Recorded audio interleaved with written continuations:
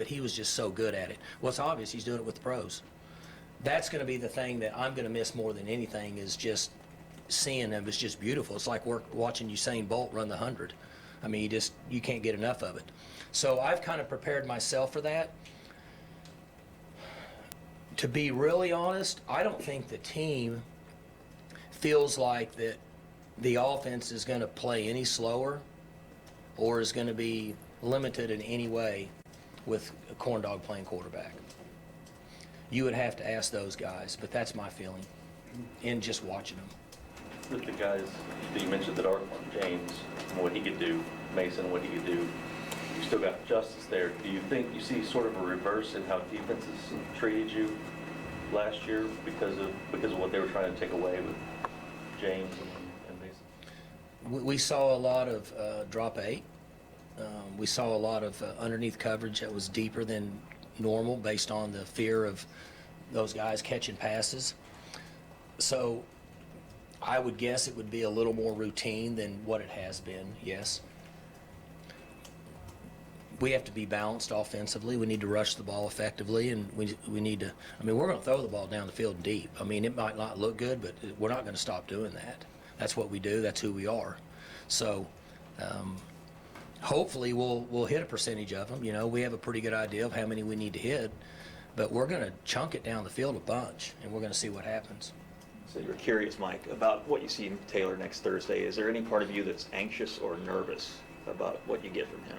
Mm-mm. Will you need to see him complete a certain pass for you to feel? He can throw them all. I'm not nervous about him at all. I'm really not. I've been wrong before a lot of times in my life, but I'm not concerned one bit with him. What are you nervous about? Whether Kenzie needs to go to the bathroom or not. Little bit, we took her out, but that makes me a little nervous. Other than that, I'm in pretty good shape. Will Kenzie be around on game days? She will be at home on game day, but she sure likes going to practice and being in the locker room with the guys. How have you seen Severin, the A&M grad transfer, progress over the last few weeks since he's gotten into camp, and how do you think what kind of a role he will play early on this year? He's improved considerably over the last few days. He came in a little late based on graduation, and then you have to go through your acclimatization days. So he was really a week behind everybody. Then he went back for graduation and missed, I think, 2 or 3 days because he had flight problems coming back. And he's settled in now. I'm going to guess he's been at like 5 straight practices, and I've seen where he's improved during that time. And I hate to keep using this, but he kind of falls in the same category that he should be up and running pretty good in a month based on our system and what we do and the terminology. And good news is he's mature, he's physically strong and can run, and that'll give him a chance. Mike, you've got Shane Richards at right guard on the depth chart and Larry over with Marcus at left guard. Is that Shane's emergence in camp, or is that Larry kind of slow to get back into the fold? Well, we have 8 linemen, in my opinion, that we're fairly comfortable with, that we could play our style of offense and block pretty good. So what we would like to do, Mark, is give some of those guys a rest. There are certain players that we've had at the offensive line position over the years we've played fast that have really good cardiovascular systems. Even though some of them may be heavy set, some of them may be thin, it's just different. Just genetically, people are different. That can play a whole game and it doesn't affect them. Then we have some guys that give great effort, but their cardiovascular system doesn't allow them to be as effective if they get a little fatigue. And so hopefully we can sub some of those guys out. That's our plan. How much of that we can follow through, I'm not sure. But we feel really good about those 3 guards. And we would prefer to rotate those guys and keep them fresh if all things worked like we want them to. Obviously, we've seen Marcus and Larry. What about Shane do you like?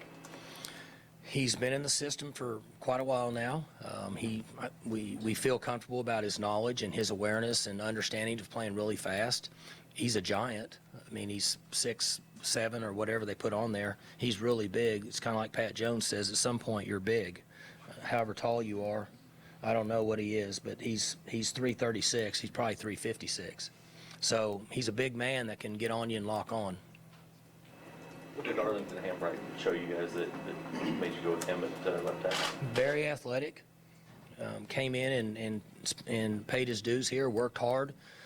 Coach Glass and the strength staff were fantastic with him. He had a change mentally. You know, he's from Detroit.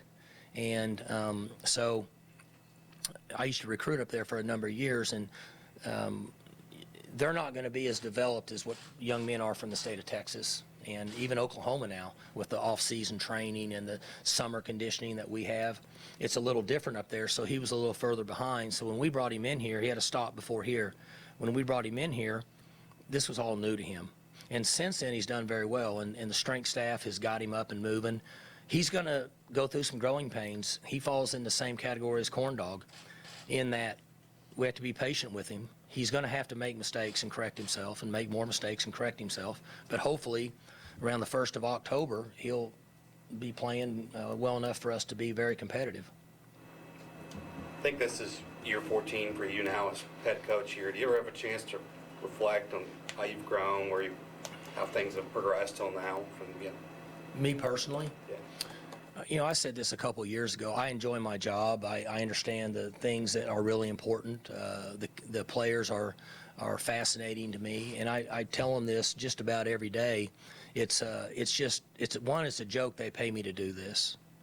I've never really had a job, and they work so hard and over the summer and all that. You guys have heard all the coach talk, but our guys practice that way, and our culture has gotten to a point now where, for example, when they're going at it in practice and the fight breaks out, which happens quite a bit because you have a bunch of guys with egos and they're competitive, well, they just understand how to break the fight up themselves and go play the next play, and then it never goes from there off the field. And that takes time to develop. And so I tell them every practice, it's just enjoyable for me to watch them. So I've gotten to that point now in my career where I really like what I do. We have a tremendous staff.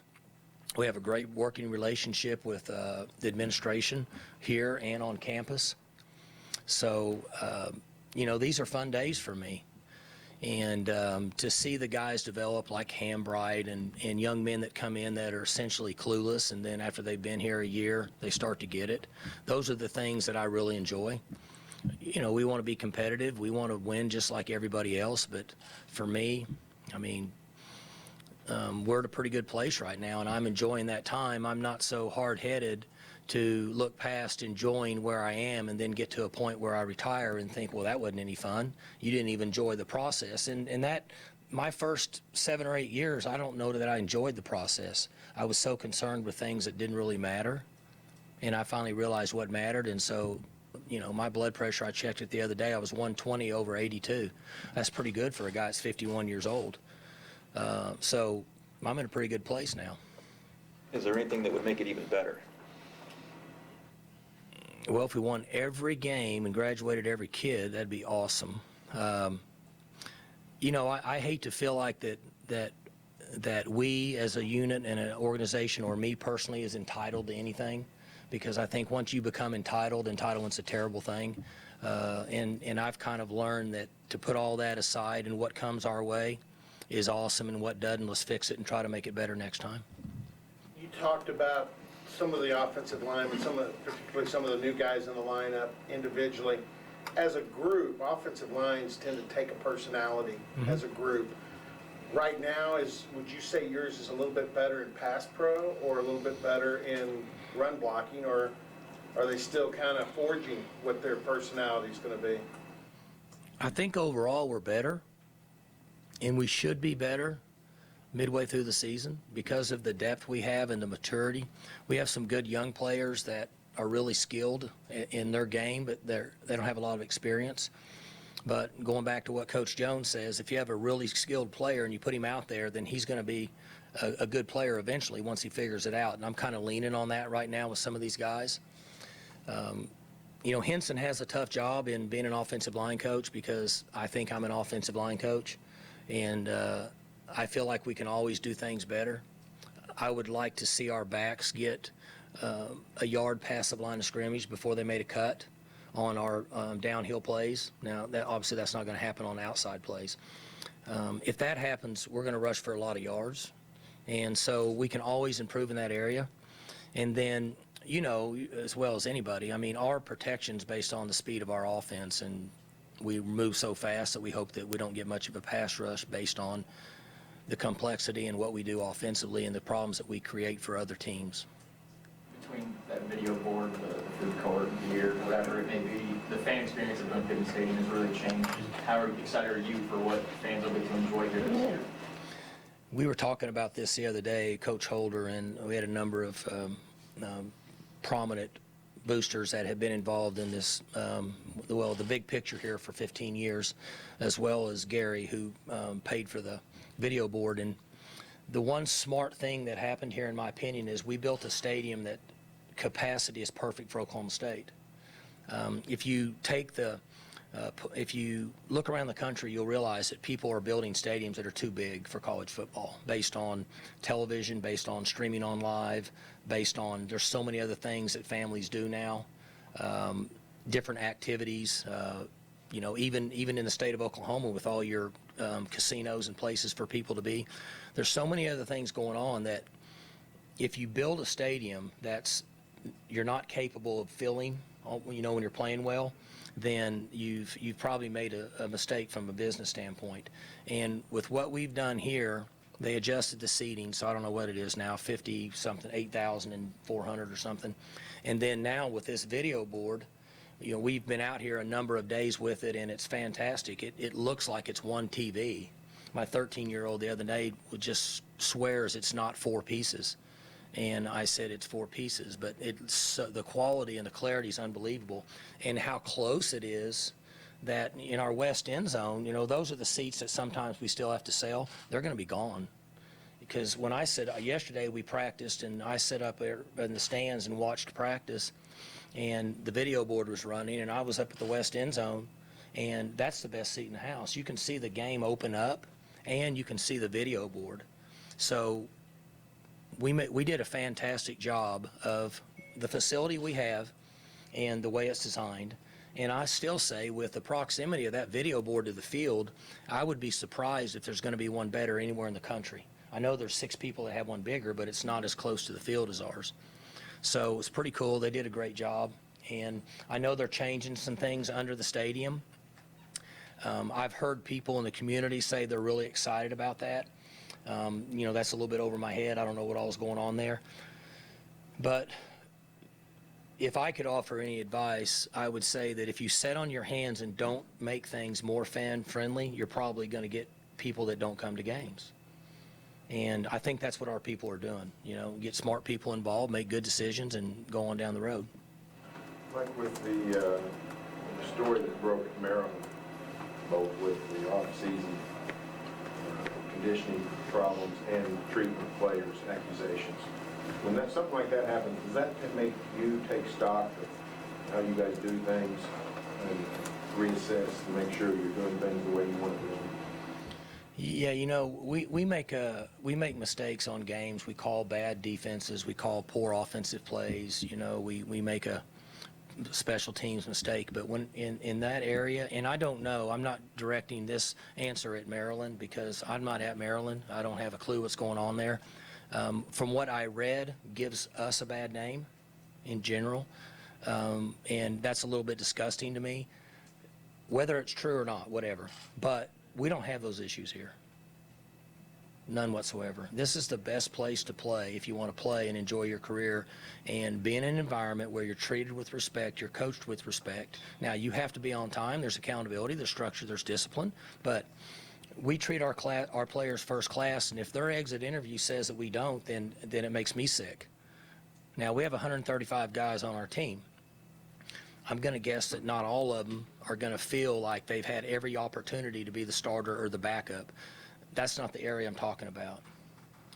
But if a young man says he's hurt, his hamstring or his hip flexor sore, and he can't practice, then we go over to the medical facility, and Scott and John take care of him, and we give him that respect. until he says he's ready to get back on the field and play.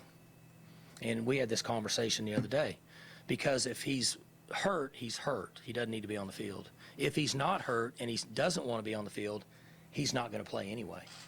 So you don't have anything to lose. Rob Glass and Cal Conyo and that strength staff, Joe and those guys, they're fantastic. We understand if a player, I mean, we're not perfect. There's a numbers game, right? If you take, maybe you and I talked about this, but if you take, how many Power 5 schools are there? 65. And I'm not saying you have the other schools too, but just take 65 schools. They all have a full strength staff. They all have full medical staff times the 105 players. That's a big number. Sometimes something could happen to a young man based on percentages. Something could happen, even if you're doing everything possible. We had an issue here, and unfortunately the young man had a heart condition here. And so that could happen. You don't want it to, but it could. But if we have a young man that's not doing good, we get him over, we treat him, we do everything possibly to make sure that we're taking care of the players. Does it make you reassess what you're doing? Yes. But fortunately, when we look back at what we're doing, I don't see any flaws in that system yet, because it's a very player-friendly organization for that reason. Mike, one more question on the offense. With the fact that Taylor and also Drew and Spencer and Keandre can all tuck the ball and run, even design quarterback runs, probably not going to major in that. I don't think that's your plan, but how can that impact defenses having to defend you now? There's another element at play there. You know, we're not going to change much with what we do on offense, but they have the capability on a pass play of pulling it down and taking off and running. And we didn't have a lot of that with Mason, even though Mason always was more productive than what people thought, because, you know, when he run, he just didn't look good. And, you know, and I would tease him all the time, but he was productive. He'd run over somebody and get a first down, score. But these guys, it's no secret that they can pull it and take off and run, and they might score from 50 yards out. So they give us a little bit more in that area. Every year that Joe Bob's been here, he's had an all-conference defensive lineman. Going into this year, who's somebody on the line that you think could join that group? Well, you got a number of guys. You know, you've got Brailford's a mature guy that's been around. Cole's been around. Darian and Trey, those guys, their bodies really look good. Again, through Rob Glass and his staff, they look fantastic. So I don't know who that guy will be, but I like where we're at with those guys. That's one of the groups that we do have experience with. You know, you got Jarrell, you got Enoch. So I'm fairly comfortable with that. But if they play well enough, hopefully somebody will have a chance to earn an individual honor.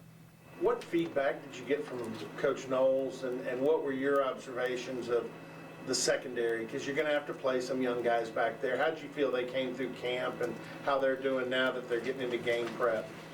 8 and 4 missed most of camp. They both practiced yesterday and they're back, but may have been a blessing in disguise, because you forced the down the line guys and Kima and those guys to get in and get some quality work versus our offense and our receivers, which is not always easy. And you know, Jim is a different guy. Jim doesn't talk, and when you ask him a question, he doesn't talk. So I'm not sure what he thinks, but I let him do his job, and you know, I tell him if he needs something, let me know, and he said he will. And you know, I haven't heard from him in 3 weeks, so it seemed like it's going okay. Mike, I know. Missouri State, right? Look like they're going through some changes on offense, more of an RPO system like us. Quarterback's back. You know, he rushed for like, I think, 645 yards last year. They lost their 3 receivers, but they've got a guy that they're targeting some. You know, they feel pretty good about him. Defensively, Let me ask you a question. How do you know who they're targeting? well, I just read the paper. Yeah, I don't know. So that's just media reports? Yeah, and it could be, you know, could be fake news. It's a pretty big subject nowadays. But Yet intel on the ground in Springfield enough. no, we hadn't got that far yet. But in the old days, you would, in the real old days. But supposedly he's got a guy he's throwing to, but they lost their 3 guys. They've got a couple 3 backs that they've used. Then defensively, we know they have the transfer that came in that they like. Coach Steck has, been at Missouri forever and had tremendous success. I think he's a really good motivator, and he's a smart football coach, and so that's what we know about him. When I started watching some tape on him, they scored, I think, 47 points against Missouri last year, and that just happened to be the first game I watched. And I thought, well, this is not good.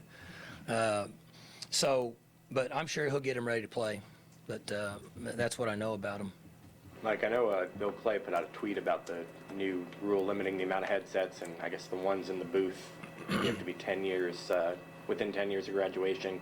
How much will that affect the operation here at the new headset room? It won't affect us much. I think he's moving in the direction of a lot of these analysts across the country are guys that are semi-retired that don't want to be at home. And this is a great opportunity for them to be a part of a team and still involved. And essentially that rule eliminates them from being in the box. And we've always had those guys in the box. So the new rule says you can't do that. And I think that his reference was just because he's been 140 years removed from college doesn't mean he shouldn't be able to be in the box. And that's what he's referring to. What is Gary Gibbs' level of involvement going to be with you guys? He'll be with us. Well, he was here yesterday, and he's been here several days, and then he'll start, on a what I would call a full-time schedule next week. Is he going to be an analyst, or is it a different type? Same concept, sure. Provide knowledge, information, thoughts. He's been to a couple practices or 3, and Dave Rader, I invited Dave Rader over here, and Dave Rader came over a couple days ago, and I mentioned to him the same thing I did to Coach Gibbs is if you see something out here that you think is not good, I need to know. The guys are smart guys, very cerebral, low key, low ego. So I think it's a great reference point for us and for our defensive staff. How did the deal with Gary come about, Mike? How did what? How did it come about with Gary? How did that happen? Well, we had had communication, and I don't know his personal situation other than he's what I would call semi-retired, but then maybe not wanting to be retired, and invited him to come up to practice and come around and watch. And just like I said, if you see something, let me know and whatever. And then just one thing led to another, and said, hey, if you want to come up here and work during the week and be a part of this, we'd love to have you. And it just ended up working out that way, and so he's going to help us out, and I think he'll be a great addition to our staff. Record state legislature, you've gotten a little more politically active. You going to run for the state house? Lot of ghost in the closet, Barry, for me. Nowadays, I don't know if I even make it out of the first ticket. And Coach Rader, it's interesting, he and I were talking. You guys that watch them, they were doing what people do on offense now 30 years ago. They just don't get any credit for it. But the no huddle, throw the ball down the field concept, they weren't RPOing, but their thought process was probably 20 years ahead of its time. So he enjoyed watching practice the other day because we move really fast now, and I think I saw kind of a gleam in his eye. He liked that. Okay, last couple questions for Coach. We're not going to do like a walk-off, but we got players you're waiting for you, so if you have anything, now's the time. Mike, do you think you guys found a combo you like in LD and Landon on kick returns? Do you think it's... We have LD, Chuba, Landon, and JD. And then on punts, we have Kima, Stoner, and McCleskey, I think. I don't know what Gavin put on here. Sometimes he screws it up. Is that pretty accurate? Yeah. So that's who we have, and we'll find out. We haven't been very exciting on returns in the last few years. So hopefully we can generate a little firepower. It'll be based on the new rules, so I'm not sure how all that's going to pan. I don't know how people are going to play. A lot of schools may flop the ball up in the air and just say, hey, take it on the 25. So I don't know. We'll see. Same question asked about Maryland, asked about Ohio State. Different kind of scandal. That make you take stock, go back with your coaches and say, here's what you got to do, and if you do this, you're gone, or you can't go here, you can't do this, that kind of thing? It's interesting. 2 days before that happened, we had the discussion in our staff room. And I don't have any evidence to bring to the table to prove that, but we have a number of guys in our staff room. I guess you could run them down and ask them. But we had the same discussion. And in my position, all that comes from the top. Essentially, Barry, Title IX controls everybody on this campus. They're I don't know, Hargis, I think they have more control than he does. And I know they do more than me. So anything that takes place, we report it to them, and I don't even ask a question. Before they even get it all out of their mouth, I say, you just need to take it to Title IX. I'm out of it. That way I'm not involved in any at all. So, it's an unfortunate situation. I don't know. I didn't see a lot of it. I know that there's a lot of talk going on. I don't know what happened up there. But that's what happens here. We just bypass it, and it goes right on up the ladder, and then they come and tell me what to do. When you talk about wanting to get Justice Hill 15 carries a game, how do you handle the strategy of figuring out which of those other three, because you've got so many guys behind him, how you use them and when you use them? I'm not sure that they have that laid out, other than we think we have three guys that can play in there anytime and be very effective. Most of us in this room would agree that we could put JD in and feel pretty good. He's proven that to us yet. He's been on the driving range, and he's teed off and hit the ball down the middle. The other two guys, LD's played some, but hadn't been a lot when the chips were down. And then Chuba's new. All we know is what we see in practice. So I haven't asked Waz or Mike directly how you plan on doing that. But in just watching what's transpired over the last month, I'm going to guess that JD gets his work, and then the other two guys are going to be coming in, and that's why they're involved in a lot of special teams and return game. They need touches. Knock on wood, if we stay healthy, there's not enough footballs to go around for those guys. Maybe I'm wrong. Maybe they're not where we think we are in the running game, but I don't think there'll be enough footballs to go around.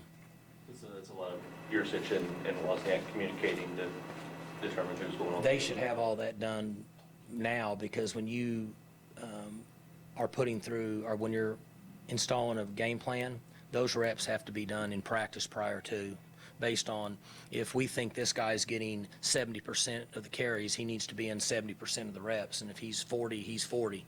You don't want to get a guy 70% of the work and only get 10% in the game.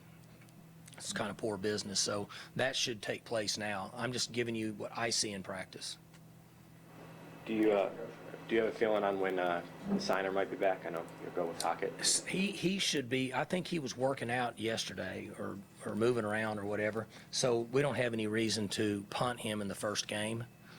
I'm going to guess that a week from now he'll be kind of back in the flow, but I'm sure he'll update you on his social media. Y'all will know before me, just like Kaufman.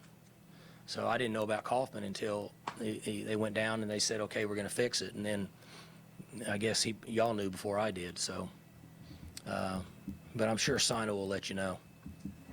Is that frustrating for McCaughlin to see that with? Yeah, any time a guy gets hurt, he was doing well, and he had set a year and matured and grown up, and then to see that, a kind of a weird deal, almost a non-contact injury, which we see a lot nowadays with kids all across the country.